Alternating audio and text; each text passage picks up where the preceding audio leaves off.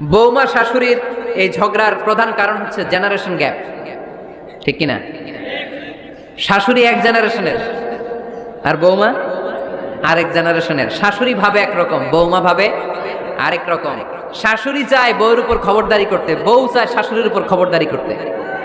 এই ডমিনেটিং এর কারণে কিলাকিলি আছে না নাই? এটা ঠিক না। আমার শাশুড়ি মায়েরা যারা আছেন, প্রথমে শাশুড়ি দিয়ে আমার মাইকের আওয়াজ যে ঘরগুলাতে যায়, আমার শাশুড়ি মাদেরকে বলবো, করবেন না বউদের উপর। ছেলেরে প্রশ্ন করে, তোর কাছে তোর বউ বড় না আমি বড়? আছে না নাই? এটা একটা প্রশ্ন হইলো। তোর বউ বড় না আমি বড়? দুইজনেই বড়। তো এক ছেলে সুন্দর উত্তর দিছে, আমার কাছে ভালো লাগছে উত্তরটা শুনে। এক মা প্রশ্ন করছে, তোর এতদিন আমি লালন পালন করে বড় করলাম, তোর জন্য শেষ করলাম, আজকে বউ পাইয়া বউ তোর আপন হয়ে গেল। এবার ছেলে উত্তর দিছে, মা আমার মুখ থেকে মা রাইনা করছো জীবনে, 10 মাস আমার পেটে ধারণ করলা, খাইতে পারো নাই, বমি করছো, খালি ওষুধ খাইছো, তোমার পেট কেটে আমার বের করা হয়েছে, পেশাব পায়খানা পরিষ্কার করেছো। বয়স যখন 3-4 তখন তোমার আমি মা ডাকছি। এই মা ডাকটা শোনার জন্য তুমি এত কষ্ট করছো, এই ঘরে আইসে তোমার মা ডাকা শুরু করছে। যেই মেয়েটা তোমারে মা ডাকে সে আমার আপন হবে না কেন মা? ঠিক কিনা? এই মা ডাক শোনার জন্য তুমি এত লালন পালন করলা, 10 মাস পেটে ধরলা, পেশাব পায়খানা পরিষ্কার করলা, এরপরে মা ডাক শুনতে পারছো। আর আরেকবারই তোমার ডাকা শুরু করছে মা। তো যে আমার মারে মা ডাকে তার স্থান তো আমার কলিজায়। শাশুড়ি আম্মারা যারা আছেন, প্লিজ বৌমাদেরকে কষ্ট দিন। অনেক শাশুড়ি আছে পান থেকে চুন খসলে রেগে যায়, পদে পদে স্ত্রী আছে না নাই? এটা করবেন না। সে তো নতুন, আপনার অনেক এক্সপিরিয়েন্স হতে তার সময় লাগবে, তাকে সময় দিন। বাবা শুন, ঠিক কিনা? না বুঝে সামান্যতে বৌমারে বদদোয়া দেয়, এরকম আছে না নাই? কিন্তু বুঝতে চায় না বৌমারে যদি বদদোয়া, ছেলের পরিবারের ক্ষতি, পেটে ধরা যে ছেলে, ছেলের পরিবারের কিন্তু ক্ষতি, তার আপন নাতি নাতনিদেরই ক্ষতি। আওয়াজ করে বলেন ঠিক কিনা? আমাকে বদদোয়া দিয়েন না। বৌমাকে নিজের মেয়ের মতো দেখবেন। সমাধান আমি দিচ্ছি। কেমন দেখতে হবে? নিজের মেয়ের মতো। নিজের মেয়ে সকালে ঘুম থেকে ওঠে 11টা, বৌমা কেন উঠলো না? ওইখানেই ঝামেলা আছে না নাই? মেহেরবানি করে আপনার বৌমাকে আপনার নিজের মেয়ের মতো দেখেন। নিজের মেয়ের যেমনি আদর করে, আপনার বৌমারে যদি আপনি কষ্ট দেন, মনে রাখবেন আপনার নিজের মেয়েটাও আরেকবারের বউ হয়ে কয়েকদিন পরে যাবে। আপনি যা যা করবেন কষ্ট দিয়ে বাড়িতে ফিরিয়ে দিবে। চিল্লায় বলেন ঠিক কিনা? খবরদার, টিট ফর ট্যাট, ইট্টি মারলে খেতে হয়। এজন্য শাশুড়ি আম্মা জানারা যারা আছেন, বৌমার সাথে খারাপ আচরণ করবেন না মেহেরবানি করে। তাকে আপনি কষ্ট দিলে আপনার নিজের মেয়েটাও আরেকবার সেও ওই বাড়িতে এই কষ্টগুলো ভোগ করবে। এগুলো যখন আপনি শুনবেন তখন আপনার চোখ দিয়ে পানি পড়বে কি পড়বে না? পড়বে। এবার আসেন বৌমার কথা বলি। মেহেরবানি করে বৌমা যারা আছেন, মেহেরবানি করে আপনার শাশুড়ি আম্মাকে নিজের মায়ের জায়গায় রাখবেন। বাড়ি ছেড়ে নতুন বাড়িতে আসছেন, তো এটাই তো আপনার বাড়ি। আপনার মা রেখে দিয়ে নতুন মা পাইছেন, এটাই তো আপনার মা।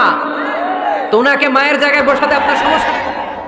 বৌমারা খেয়াল রাখবেন, আপনি আপনার শাশুড়ির সাথে যে আচরণটা করতেছেন, আপনার শেষ বয়সে যে বৌমাটা আসবে ওই আচরণই আপনাকে ফিরিয়ে দিবে। The nature has its own return. প্রকৃতির খেলা বড় খেলা। আপনি আপনার শাশুড়ির সাথে যে আচরণ করবেন, আপনার শেষ বয়সে আপনি একদিন শাশুড়ি হবে, এই আচরণই আপনি ফিরে পাবেন। আওয়াজ করে বলতে হবে ঠিক কিনা? এজন্য 9 নাম্বার পয়েন্টস হচ্ছে মিউচুয়াল রেসপেক্ট। সবাই যেন সবাইকে ভালোবাসি। দোষ সবার দোষ আছে, আমরা যেন একে অন্যের দোষ না খুঁজি। বৌমারা, আপনাদের কানে যদি আমার মাইকের আওয়াজ যায়, অল্প কিছু শাশুড়ির মন জয় করতে পারবেন। শাশুড়িরা আসলে বেশি কিছু চায় না। আগের জামানার মানুষ তো, এদেরকে ওইভাবে হাত করতে হবে। মাঝে মাঝে একটু চুলে তেল দিয়ে দিবেন আর কি, মাঝে মাঝে চুল আছড়ে দিবেন। এগুলো কিন্তু খুব পছন্দ করে শাশুড়িরা। ওনার প্রেশারটা একটু মেপে দিবেন, খাইলো কিনা সময় মতো খোঁজ নিবেন। কি পছন্দ করে খেতে একটু রান্না করে দিবেন। যেই বক্তার ওয়াজ শুনতে পছন্দ করে শাশুড়ি আম্মাকে দিবেন। ইসলামী বই দিবেন। দেখবেন বয়স্ক নারীরা মাহফিল যেতে খুব পছন্দ করে, ওয়াজ শুনতে খুব পছন্দ করে, শুনতে পছন্দ করে। বসায় বসে একটু কাহিলীগুলো শোনাবেন। বাইরে বেরোলে জিজ্ঞেস করেন, আম্মা আপনার কিছু লাগবে কিনা? আরেকটা টিপস আসাবেন। আর শাশুড়ির মাথায় যখন তেল দিয়ে দিবেন, তখন অতীতের কথা জিজ্ঞেস করেন। দেখবেন অতীতের স্মৃতিতে হারিয়ে গিয়েছে আপনার শাশুড়ি। কি জিজ্ঞেস করবেন জানেন? জিজ্ঞেস করবেন, আম্মা জান মুক্তিযুদ্ধের সময় আপনার বয়স কত ছিল? ওই সময় কি কি হয়েছিল মা?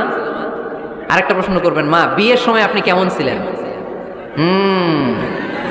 ওই দিন দেখবেন বুড়ি আর বুড়ি নাই, জুয়ান হয়ে গেছে। ওই দিন বলবে, মা আমি অনেক সুন্দরী ছিলাম, আমার মাথায় অনেক চুল ছিল।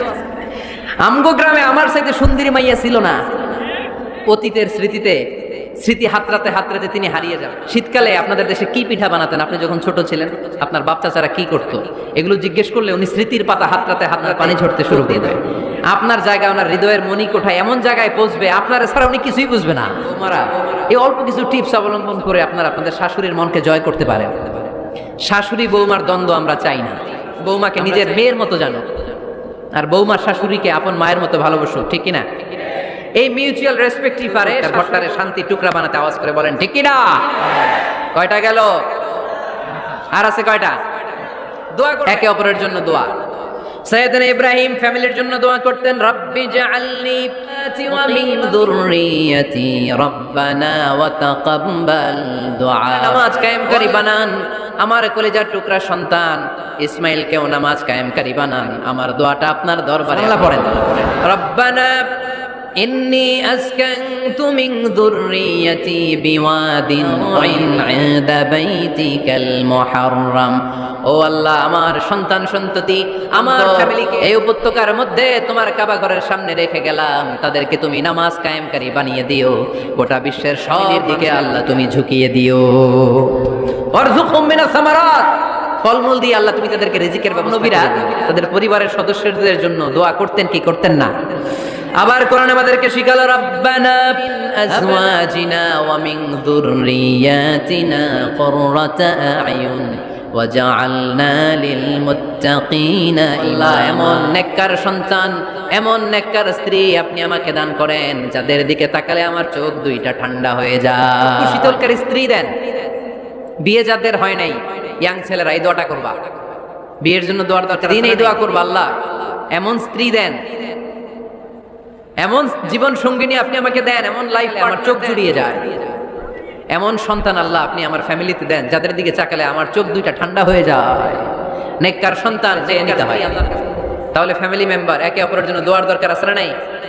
বাবা দোয়া করবে ছেলের জন্য, ছেলে করবে বাবার জন্য, মা দোয়া করবে মেয়ের জন্য, ভাই করবে বোনের জন্য, বোন করবে ভাইয়ের জন্য। দোয়ার দরকার। দোয়া করবেন সবাই সবার জন্য। এই যে কোরআনের বঙ্গানুবাদ পাওয়া যায় না এখন। স্মার্টফোন আছে কার কার দেখি? হ্যাঁ, কারা কারা স্মার্ট দেখি?